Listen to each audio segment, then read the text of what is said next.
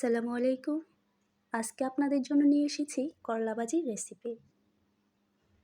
করলা ভাজি করার জন্য আমাদের লাগতেছে করলা, আলু। প্রথমে করলা আর আলু কুচি করে নেব। দেখতেই পাচ্ছেন আমি করলা কুচি করে নিচ্ছি। করলা, আলু অবশ্যই পাতলা করে কুচি করতে হবে। না হয় কিন্তু খেতে ভালো লাগবে না।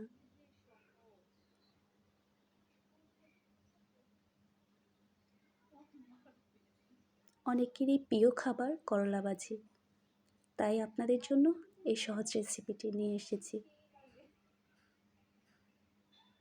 আমার প্রায় করলা কুচি করা শেষ।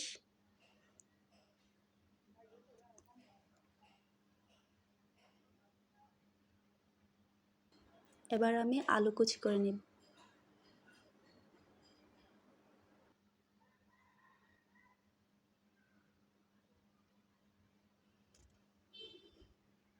করলার সাথে কিন্তু আলু অবশ্যই দিতে হয়, কারণ শুধু শুধু করলা খেতে কারোরই ভালো লাগে না। একটু আলু মিক্স করলে ফ্লেভারটাও ভালো আসে, খেতেও ভালো লাগে। আমার আলু কুচি করা, করলা কুচি করা শেষ। আর আমার করলা ভাজির জন্য লাগছে পেঁয়াজ, কাঁচামরিচ।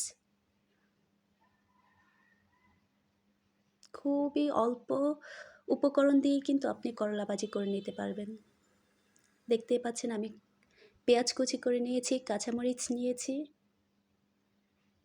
চলুন এবার আমরা রান্নায় চলে যাই। প্রথমে কড়াইয়ে বসিয়ে নিয়েছি চুলায়। এবার তেল দিয়েছি কড়াইতে। কিছুক্ষণ অপেক্ষা করব গরম হওয়ার জন্য। দিয়ে দিচ্ছি পেঁয়াজ কুচি।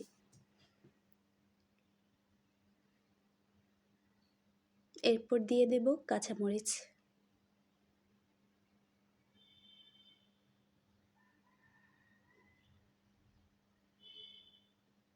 কিছুক্ষণ অপেক্ষা করব পেঁয়াজ আর কাঁচামরিচটা একটু ব্রাউন কালার হওয়ার জন্য।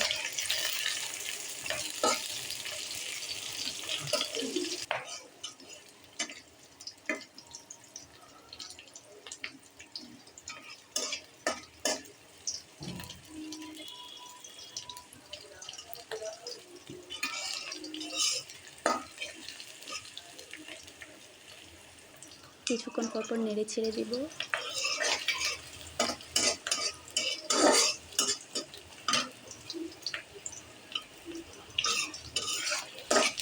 দেখতে পাচ্ছেন আমার কাঁচামরিচ আর পেঁয়াজ কুচিটা একটু ব্রাউন কালার হয়ে আসছে।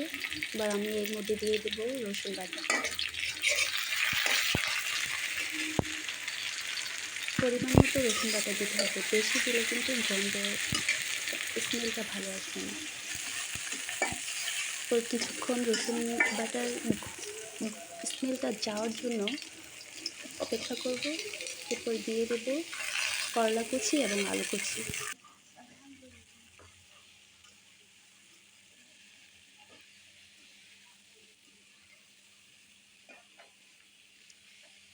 এরপর নেড়ে ছেড়ে দেব।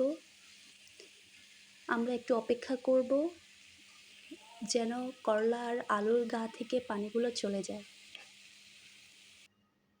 এর মধ্যে এখন আমরা কোনো ধরনের লবণ, হলুদ কিছু ইউজ করব না। শুধু পেঁয়াজ আর কাঁচামরিচ তেলের মধ্যে কিছুক্ষণ নেড়ে ছেড়ে নেব। কিছুক্ষণ নাড়ার পরে দেখেন করলা আর আলুর গা থেকে কিন্তু পানি চলে গেছে। এ পর্যায়ে আমরা কিন্তু হলুদ আর লবণ অ্যাড করতে পারবো।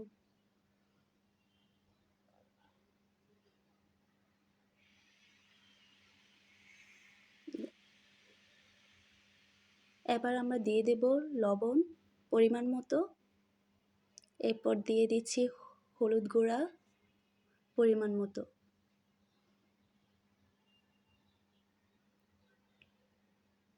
করলা ভাজিতে অতটা হলুদ দিতে হয় না, হালকা করে দিলেই হয়। কালারটা ভালো আসে, খেতেও ভালো লাগে। এরপর কিছুক্ষণ পরপর নেড়ে ছেড়ে দেব।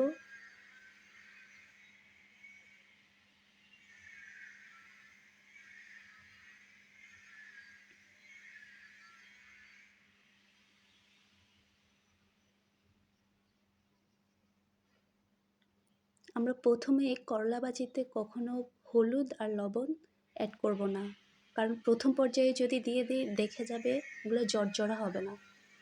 এই যে আমার করলা ভাজি প্রায় হয়ে আসছে, দেখেন কত সুন্দর জুরজুরা হয়েছে।